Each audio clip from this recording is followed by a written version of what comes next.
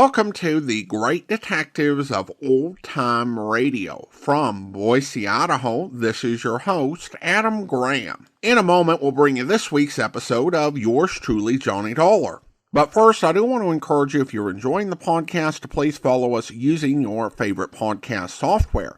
And also, as you're making your travel plans, please visit JohnnyDollarAir.com first. JohnnyDollarAir.com is our Priceline affiliate link. If you purchase through Johnny Dollar Air, part of the purchase price will benefit the Great Detectives of Old Time Radio at no additional cost to you. So remember, when making your travel plans, check JohnnyDollarAir.com first. Well, now, from October the 13th, 1957, here is the Silver Bell matter. From Hollywood, it's time now for... Johnny Dollar. George Reed here. Well, hi, George. Haven't heard from you in a long time. Skip the formalities, Johnny. I have a problem. You and everybody else. $25,000 problem, possibly $50,000. Double indemnity clause, huh? Right. Who's insured? Name is Mercedes Crabtree. Crabtree. Elderly woman, lives out in Montana. Uh-huh. And how long has the policy been in effect? Almost 30 years. And you're crying because you have to pay it off? Well, that's it, Johnny. We aren't sure. What? A few days ago, somebody took a shot at her. They missed. But, Yeah? last night, she disappeared.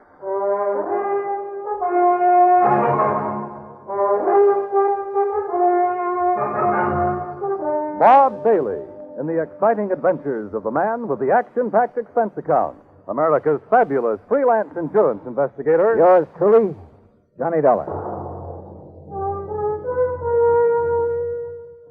And now, Act One of yours truly, Johnny Dollar.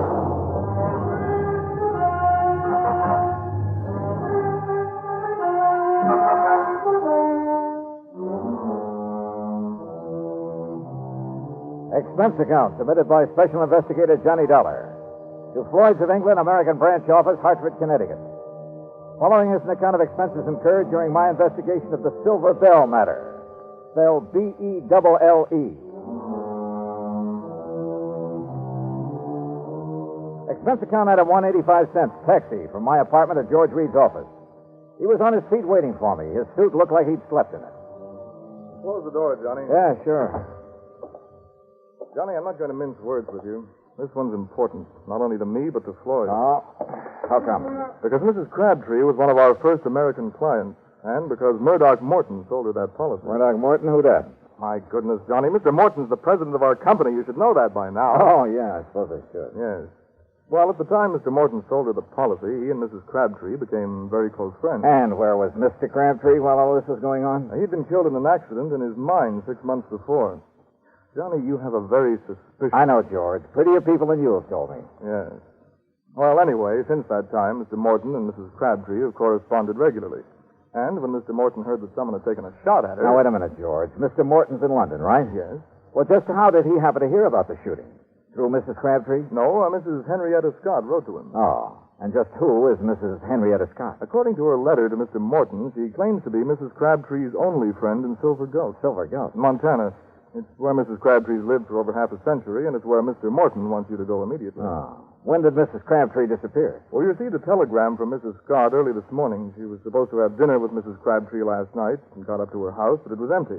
Well, she waited until midnight, checked again this morning, then wired us. Who's the beneficiary on that life policy, George? Doesn't mean a thing. No? Why not? Well, only a couple of people know the policy exists. Also, the beneficiary happens to be Mrs. Crabtree's favorite charity. Good luck, Johnny. Oh, thanks, pal. I'm going to need it. Expense account item 2, $178, air transportation to Butte, Montana. Item 3, $14.90, bus fare, Butte to Silver Gulch. Like George had said, it wasn't much of a town. I checked into the Silver Queen Hotel, rented a battered Model T, and drove out to the home of Mrs. Henrietta Scott.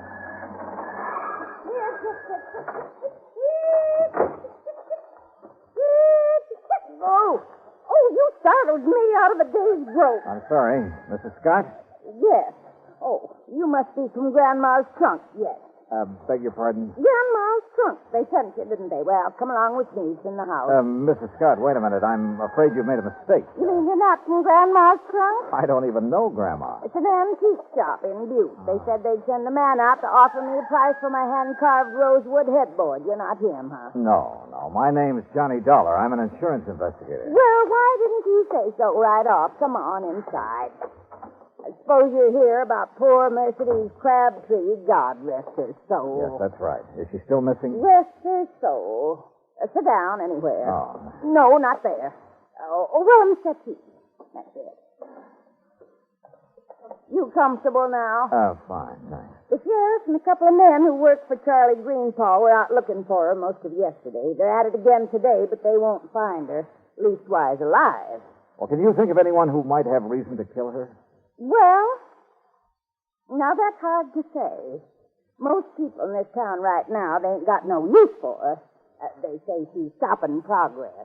Now, just what do you mean by stopping progress? Well, Charlie Greenpaw's busy getting some of the old buildings fixed up so they're livable again. He's planning on turning the whole town into a tourist attraction. Uh-huh. Well, Mercedes, she won't hold still for it. She won't let him set foot on any of her land. Won't sell none of it, neither. Does she own very much of the property around here? Little more than half of Main Street. Mm-hmm. And the thing that Charlie wants most, the Silver Belle. The Silver Belle? Richest silver mine in Nevada. Leastways, it was once. George Crabtree discovered it. Yes. When the vein ran out, he was killed trying to find it again. After that, the mine was closed. Mrs. Scott. Of course, the town closed down when the mine did. Mrs. Scott, were you with Mrs. Crabtree the day someone tried to shoot her? No. He was walking up toward her mine, alone. Thought it was just a stray bullet. Just where is this mine? Oh, you can see it from the window right behind you. It's about halfway up the hill yonder. Here, you come over here and take... Well, I'll be first cousin to a stink bug. Why, what is it? Up there on that hill going toward the mine. It's Charlie Greenpaw and Slim Richards, the sheriff's deputy. Now, I wonder if they think she's down inside that mine. A few minutes later, I caught up with Greenpaw and Richards. They'd stopped near a large, newly painted no trespassing sign about 20 yards from the mine's entrance. I introduced myself. Mr. Dollar, you see that sign says no trespassing? Yeah? Well, folks around here take the signs Mrs. Crabtree had put up mighty seriously. That right, Slim? Sure is. You mean you're not going in there, Greenpaw? Well, now, we didn't say we weren't going in. We just thought we'd better consider it before we did anything hasty. But she could be dying in there. Providing she's in there. Right, Mr. Greenbaugh? Yeah, that's right, Slim. Now, Dollar, you want to go on in? Why, there's nothing to stop you. No, sir. Not a thing.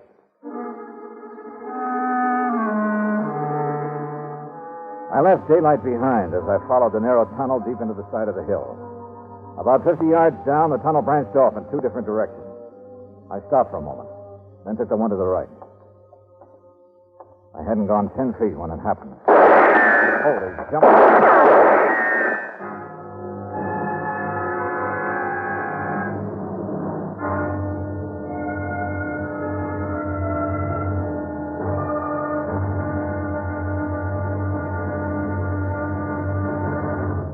Act 2 of yours truly, Johnny Dollar, in a moment. It is a rare event when a young man decides to leave civilization behind and hide himself away in the steaming jungle, just so he can help his fellow humans in a remote corner of the world. The late Dr. Tom Dooley did just that when he left the United States to help the sick and starving jungle people in the little kingdom of Laos in Southeast Asia. Dr. Dooley's story is well known to nearly everyone. And all over the world, people talk of his little jungle hospital on stilts. That's where he treated the dread diseases of the jungle and trained native medical technicians so that they might help their own people. Dr. Dooley wrote and lectured to many people so that the work of his medical assistance program, Medico, might go on.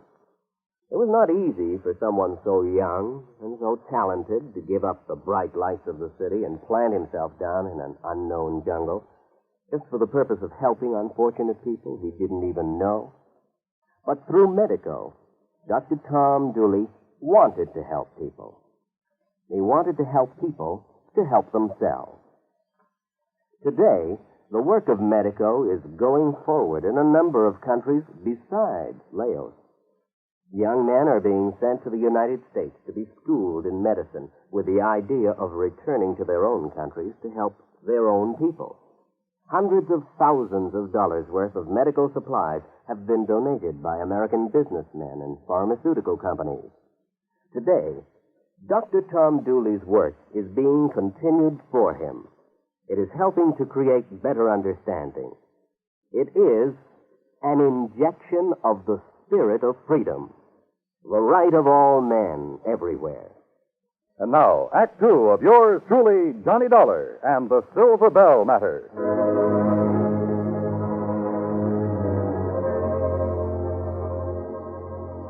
I wasn't alone in the mine, that was for sure. But whoever was in there with me wanted to be alone and resented the intrusion. I wondered if they could hear, so I picked up a rock and tossed it on down the side of the tunnel. Oh! You heard that, stranger? Well, I'll be in. Mrs. Crabtree, is that you? You're trying to trick me. No, wait a minute. My name's Johnny Dollar, insurance investigator. I've got a feed on you now, mister. So don't you move till you can prove what you're saying. Oh, no, I don't intend to. What are you doing in my mind? Looking for you. Your friend, Mr. Morton, is worried about you. Oh. Walk up this way, Mr. Dollar. But you be mighty careful about it. Yes, ma'am, I sure will. You say my Doc Morton sent you all the way out here? That's right, ma'am. Your friend, Mrs. Scott, wrote to him. I declare. It seems forgot she even knew. You know Murdoch? No, ma'am, I've never had the pleasure. Oh, he's such a fine gentleman. I remember years ago when I first met him. Oh, he was so kind and understanding. Hey, what's the matter? Oh, crazy fool thing I did coming in here and falling. Hurt myself bad, too. Mr. Dollar, you're just going to have to carry me out. It'll be a pleasure.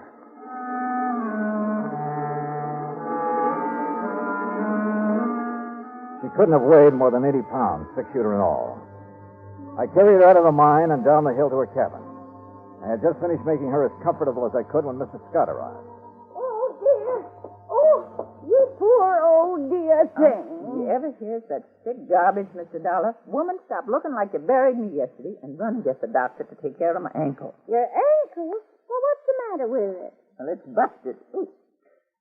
Now, why do you think Mr. Dollar had to carry me? Oh, dear. Is there a doctor in Silver Gulch? Doc Weaver, he's pretty old, Now, but he's he's... doctored me for almost 40 years. Go get him, Henrietta, before I get mad at you for tattling to Miss Morton. Yes, dear, yes. Yes, I'll do it. I'll do it right now. Now then, Mr. Dollar, you come over and sit by me. Keep company till the doc gets here. Yeah, sure. Hey, you know, you really ought to rest. Why don't you start asking me questions, Mr. Dollar? Came all the way out here to do that, now didn't you? Well, there are a few things I'm curious about. Like what? Well, for one thing, why you took those shots at me in the mine. That might be one of Charlie Greenpaw's friends. Well, he's the man who's trying to buy your mine, isn't he? But I ain't going to sell it. No, sir. No matter how much he offers. You believe the mine could be worked again someday? Might be. Somebody could find the vein again. But that ain't why I won't sell. It's because my husband, he's buried in there, Mr. Dollar. Him and the others that were caught in that cave-in. Oh, I see. I've told them all. If they step one foot on my property, I'm going to shoot first and ask questions later. Aren't you afraid someone might shoot back one of these days? Haven't so far. That's not what Mrs. Scott told us. I know what she told her, and she's mistaken. Why, that bullet missed me by a good 2 feet. You don't think it could have been a warning? No, I don't. People in these parts, if they wanted to frighten me, there are better ways of doing it than that. Well, if that's so, I sure hope they don't try any of them.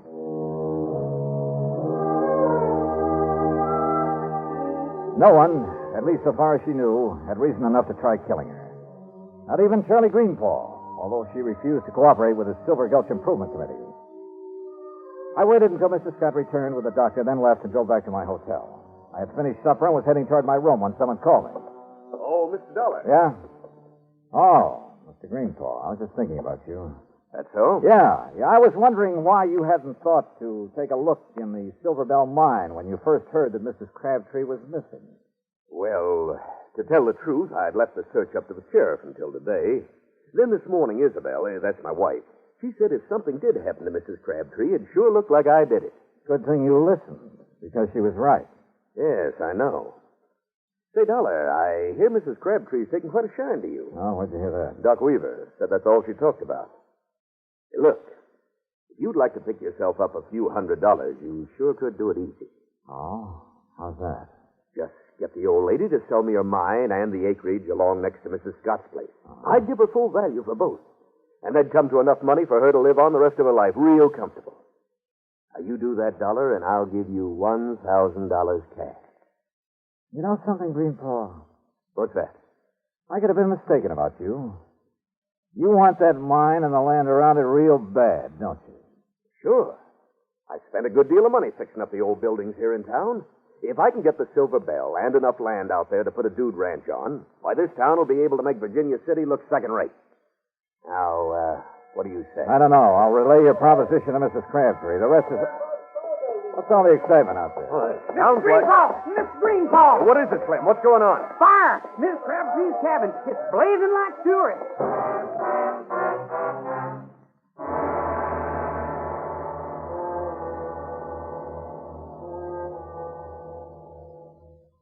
Act 3 of yours truly, Johnny Dollar, in a moment.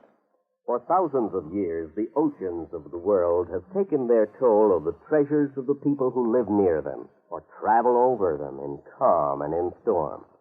And for an equally long time, these same people have dived to the bottoms of these oceans seeking those treasures. Gold, silver, jewels, and emblems of tradition or symbols of history have been the sought-after prizes. Late in 1959, a group of English divers, seeking underwater specimens of fish and plant life off the coast of the island of Terceira in the Azores, came across a group of some 17 ancient cannons. They'd been swept off the walls of the old fortress by a tidal wave sometime during the middle of the 19th century and sank about 100 feet to the bottom of frequently storm-swept waters. News of the discovery was relayed to the Portuguese government, which gave permission for the raising of the relics. American skin divers stationed at the Air Force Base on Terceira volunteered to do the job on off-duty hours. In cooperation with the Portuguese Museum, the men made a few exploratory dives to determine the situation. Then the salvage work began. After cleaning the cannons, some made of brass, others of bronze, it was discovered that they had been forged in England, France, and Portugal more than 110 years before.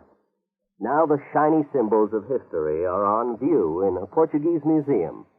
The Portuguese people are happy because of an unselfish American gesture that brought back to them their symbols of the defense of freedom, the right of all men everywhere. And now, Act 3 of yours truly, Johnny Dollar, and the Silver Belle Matters.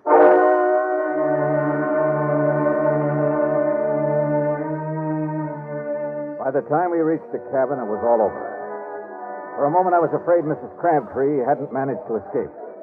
Then I saw her on the ground near the sheriff's car, wrapped in blankets. Hey, you! Get back over there! It's all right, Sheriff. This is Mr. Dollar. Oh, I heard you were in town, Mr. Dollar. Mr. Sheriff Wilkins, Johnny. Sheriff, do you have any idea how the fire started? Not yet, I don't. I asked her, but... I'd rather not talk about it now, Johnny.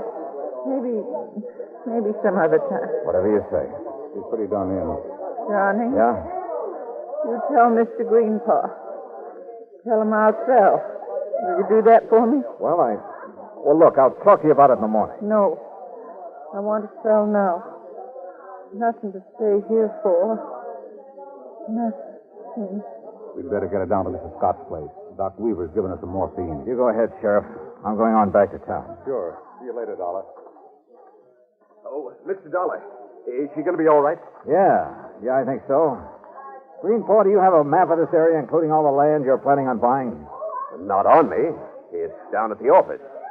You want to see it tonight? Yeah, I sure do.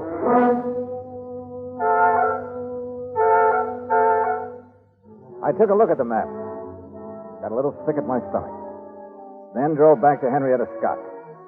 There was a light on in the front room, so I got out of the car and walked up to the door.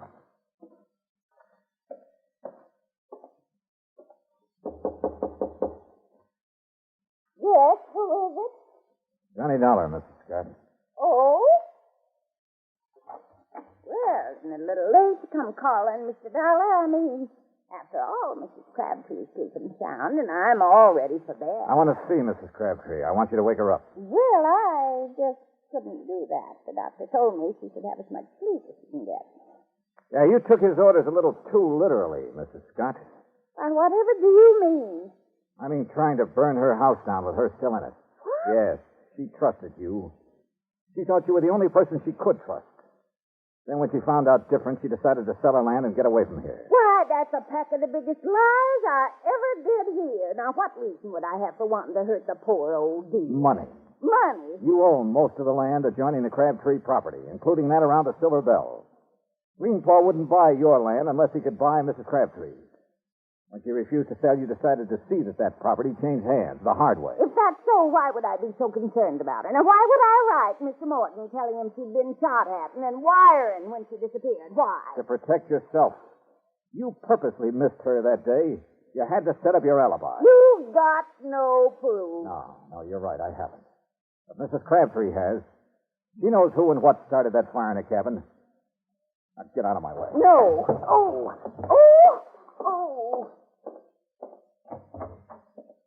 Mrs. Crabtree. Mrs. Crabtree. All right, Mr. Dollar.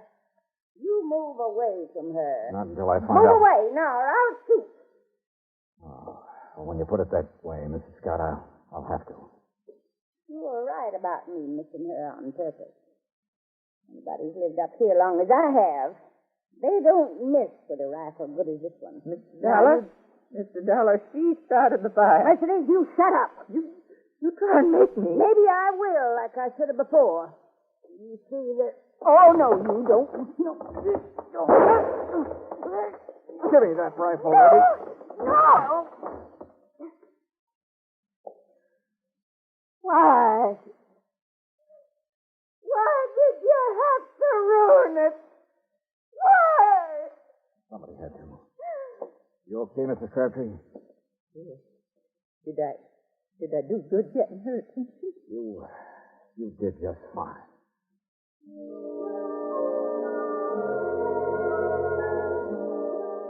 I was ready to leave Silver Gulch the next day, but I stayed over for another week, waiting for a little English gentleman by the name of Murdoch Morton to arrive and claim his bride. Yeah, just about everybody in Montana came to Mrs. Crabtree, Mrs. Morton's wedding. Everybody, that is, but her old friend, Mrs. Henrietta Scott. Expense account total, $317.10. Yours truly, $20.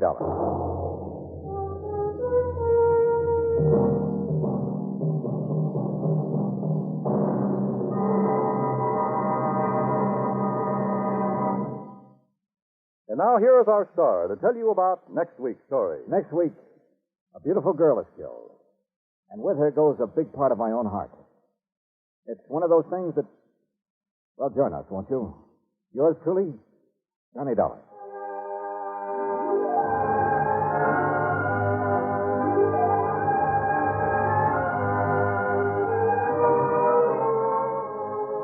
Yours truly, Johnny Dollar, starring Bob Bailey, originates in Hollywood. Written by Charles B. Smith, it is produced and directed by Jack Johnstone. Heard in our cast were Virginia Gregg, D.J. Thompson, G. Stanley Jones, Frank Nelson, Sam Edwards, and Will Wright. Be sure to join us next week, same time and station, for another exciting story of yours truly, Johnny Dollar. This is Dan Coverly speaking.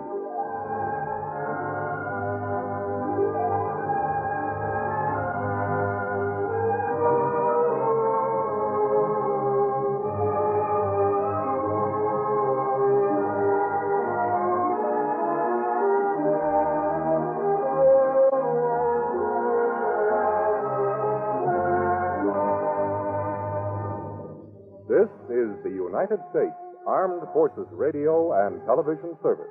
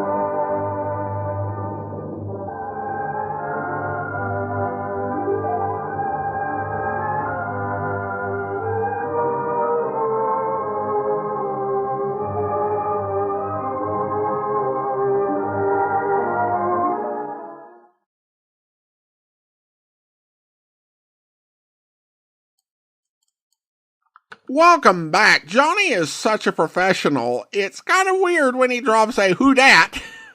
But I guess it's a nice human touch to have him use some unusual slang for him. Now, of course, there is no town of Silver Gulch in Montana, but there are actually a number of places that are named Silver Gulch in Montana, as well as some other western states. However, by referencing Butte, it did set it in a real location, even if it's a non-specific one, because there are a lot of old mines and former mining towns in that part of the state.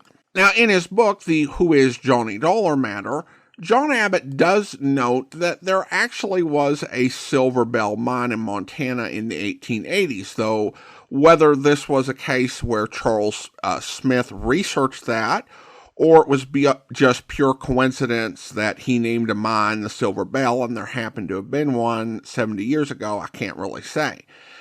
Now, those who know I lived in Montana might wonder if I have any local insights. I don't.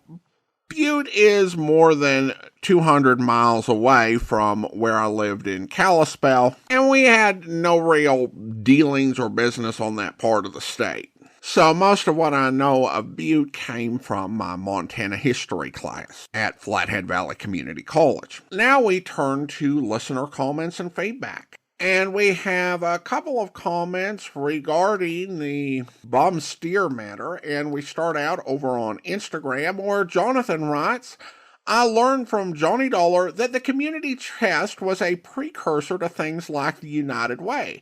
I previously thought just give it to the community chest was old-timey detective slang for keep your dirty money, or something equally noble.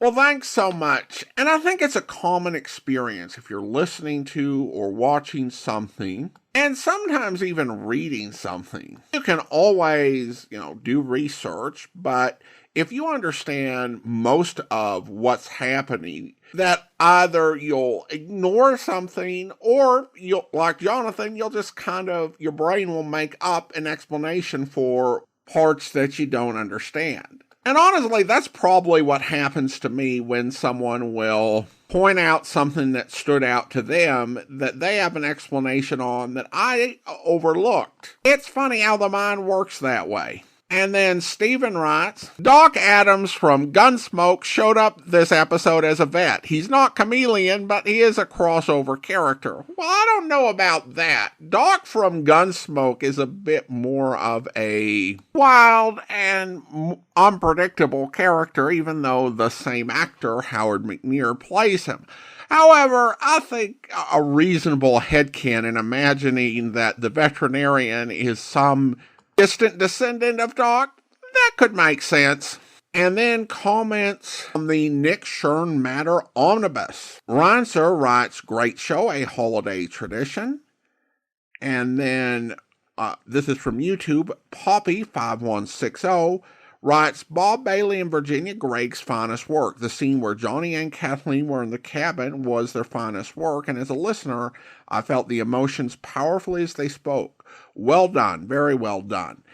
I think that I would consider it top two in terms of Bailey and Gregg scenes. The one scene that I would consider in contention with it would be in the Broderick Matter Part 5. Now, to be clear, the Nick Shern Matter is a much better story overall than the Broderick Matter. But that concluding scene, which takes up most of Part 5 of that serial, is brilliantly acted. I'm not sure if I would rate it as the best scene, but for me, it's top two, and maybe I'll think about it more when we play the Broderick Matter Omnibus, because I hadn't thought of ranking the scenes before your comment, but it's a worthy exercise. And then Francis writes, I'm with Adam. This is my favorite, yours truly, Johnny Dollar story too. Bob Bailey's performance really is top-notch,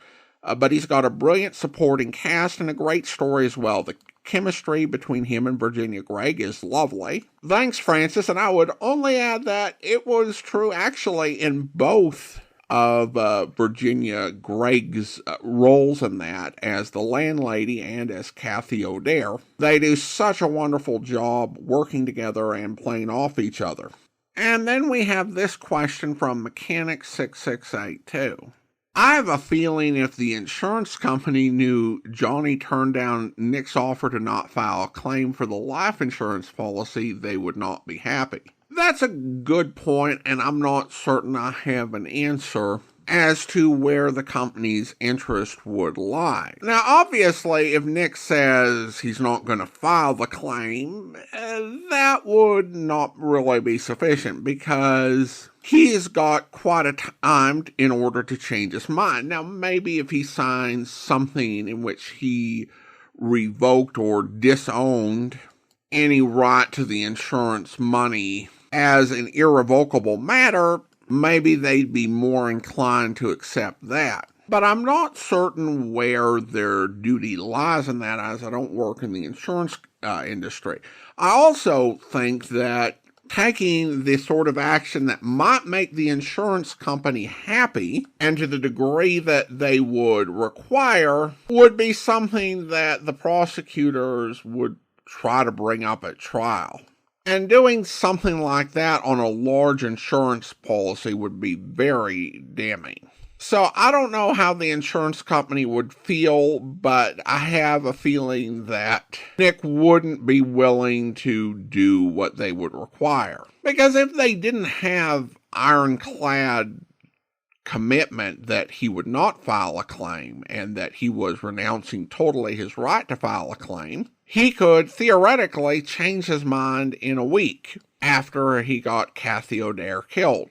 So that's an interesting point. Not certain how the insurance company would react or what their legal obligation would be in that case. And over on Instagram, Brains wrote, a great holiday episode. Fun to hear your enthusiasm for the story. Well, thanks. It really is a privilege to share that one because it is such a fantastic story. Stuart writes, may I add one comment on this episode? At the end of the show, Johnny says Merry Christmas to all, even those listening to the program. Here he breaks character for just a second. Those are my thoughts. Thank you. Thanks. I think that's actually a pretty standard thing where on so many older shows, usually comedies, but sometimes dramas, there would be an acknowledgement to the audience around Christmas, wishing them a Merry Christmas. Actually, on the science fiction series Doctor Who, great British classic, in one of the early seasons, the very first actor to play the Doctor, William Hartnell, did that on Christmas Day 1966, which decades later led to many attempts to try to explain that in universe. Then we have some comments on the missing mouse matter from YouTube. A listener writes, yeah, not really into Jedediah, but this was awesome. Really loved it. And another listener writes, Bob Bailey was the best. And then a comment on the doubtful dairy matter. I didn't like the beating either. It was out of character. Johnny was always smarter than that. And then we have another comment from Mechanic6682, and he's been listening to some of our older episodes and commenting on them on YouTube, and I appreciate the comments. I don't generally read them out just because he comments on quite a few, plus with episodes that are that far in the past, it's kind of hard to keep everybody up on the context, including me, because I don't remember plot details from every single episode, but this one he left a comment on. It's actually a pretty relevant question to a lot of Johnny Dollars. Is it normal for insurance companies to be informed when a policyholder is missing, and by whom? The cops wouldn't know or not if a missing person held a life insurance policy unless they were a suspected homicide victim. I think that there are a couple of answers to that. First, there are some missing person cases that will get into the newspapers, particularly in smaller towns or if there's some real suspicion of foul play. So the insurance agent might read about it. But insurance is also very much a relationship-based business. And it's always been that way, and perhaps even to a greater extent back then. Certainly not to the degree of this episode where the insured is in a relationship with a high-level officer of the company. But a lot of insurance agents, the basis of their business is their extended personal network. Not necessarily that everybody they sell to is a friend, but rather they're selling to the sister-in-law of a friend of their brother's dentist, that sort of thing. And so the news works its way back through the social network to the insurance agent. In addition to that, of course, you might have beneficiaries contacting the company, either in hopes that the insurance company might do something to somehow expedite the insured's case because the insurance company has skin in the game, or if they're suspecting that they might have died, to find out what the procedure is going to be in order to file the claim. So there are a lot of ways that could happen. But thanks so much for the question. And now it's time to thank our Patreon supporters of the day. And even though it's not the first Friday in January, it's the first Friday we're posting a new episode. So I do want to go ahead and thank those Patreon supporters who have been supporting us for 5 years this month. Thank you to Adrian and Rosa, currently supporting the podcast at the Detective Sergeant level of $7.14 or more per month. And thank you to Ken, currently supporting the podcast at the Shamus level of $4 or more per month. All of them supporting the podcast since January 2020. Thank you so much for your support. And that will actually do it for today. If you're enjoying the podcast, please follow us using your favorite podcast software and be sure to rate and review the podcast wherever you download it from. We'll be back next Friday with another episode of yours truly, Johnny Dollar, but join us back here tomorrow for Dragnet, where... Well, I got hold of a paper this morning, read about that baby that's missing. Yes, sir. Imagine those people are pretty worried about the kid. Guess they'd like all the information they can get, huh? Looks like that hospital's in a jam, what do you say? Well, what information do you have, Wallace? I guess those parents could sue the hospital if they wanted to, huh? Well, sir, all we're interested in is finding the baby. Can you help us there? Well, I don't know for sure. What are you trying to tell us? Have you seen the baby? Well, I may have. Do you happen to know if they're offering any reward for information? Well, I don't know where it'd come from. The father's a working man. Oh, don't get me wrong, Sergeant. I don't expect anything for any information I'd give, but, well, I don't make too much at the hotel. You know, if they wanted to show their gratitude in some way, just thought I'd mention it. Well, thank you, Wallace. Don't worry about that. Now, what's the information? Well, you know, I didn't mean anything by that. Anybody'd be glad to help out in a case like this. What I came in to tell you was a woman and a young baby checked in the hotel last night when I was on duty. What time? I think it was about 12 o'clock. Woman didn't have any baggage or anything, one little blanket around the kid. When I saw that story in the paper this morning, I got suspicious. Is the woman still registered at the hotel? She was when I left. That was about an hour ago. What name did she register under, you remember? No, I don't, but it's in the register. You can check it if you want. Where is the hotel? 11th and Charleston, right in the corner. I'm sure it must be the kid you're looking for. Say, I hope you haven't got me wrong. How do you mean? About the reward, you know. I don't expect anything for this. We haven't got you wrong. I hope you'll be with us then. In the meantime, send your comments to Box 13 at greatdetectives.net. Follow us on Twitter at Radio Detectives and check us out on Instagram. Instagram.com/greatdetectives. From Boise, Idaho, this is your host, Adam Graham, signing off.